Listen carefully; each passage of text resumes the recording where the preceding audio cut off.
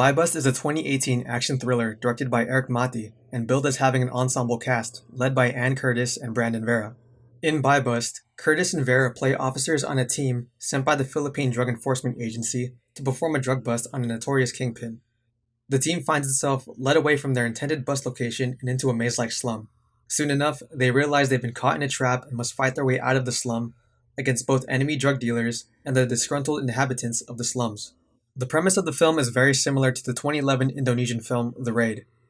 You can easily recognize the elements of police corruption, a dark, claustrophobia-inducing setting, and copious amounts of violence. Although the story may not be original, if you enjoyed The Raid, you'll definitely be entertained for BuyBust's 2-hour runtime.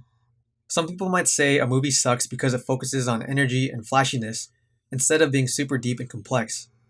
But I believe that as long as the movie does what it does well, then it's a good movie. And save for some minimal instances of sloppiness, the movie's fight choreography was on point and exciting. That being said, I did feel that the movie was lacking a bit in terms of character development as well as the exploration of its themes. Now, I didn't find the acting bad at all. The actors brought their characters to life and gave each of them a uniqueness. But with so much of the movie spent on the action, there wasn't enough time to flesh out the characters. Ann Curtis's character, who is the lone survivor of a failed drug bust, understandably has her own sense of righteousness that often causes her to take matters into her own hands.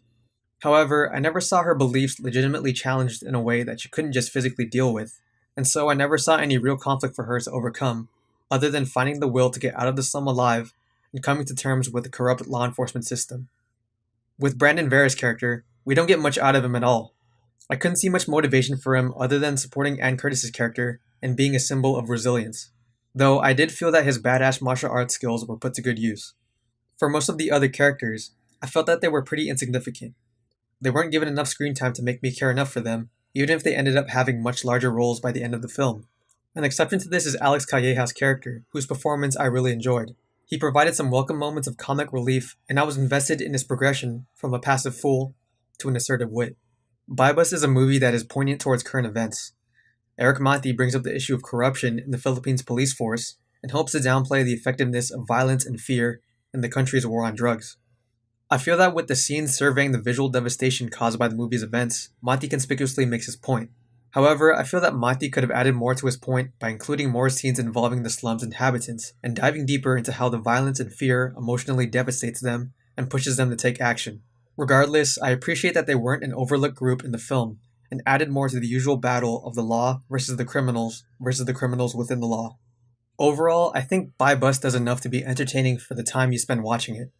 There's enough action and suspense to keep you locked on finding out what happens next. I enjoyed the visuals of the setting and cinematography that properly contextualize the gravity and the pressure of the story. I admit that since I don't live in the Philippines, I probably can't relate enough to the direct political implications of the film. However, in a broader sense of exploring its themes, by not having much in terms of character development, the film misses out on developing the pieces that would actively play out its themes. But that doesn't break the film. I found some scenes, like the one where an innocent old man is taken hostage, as well as the last few scenes, to be particularly shocking and meaningful.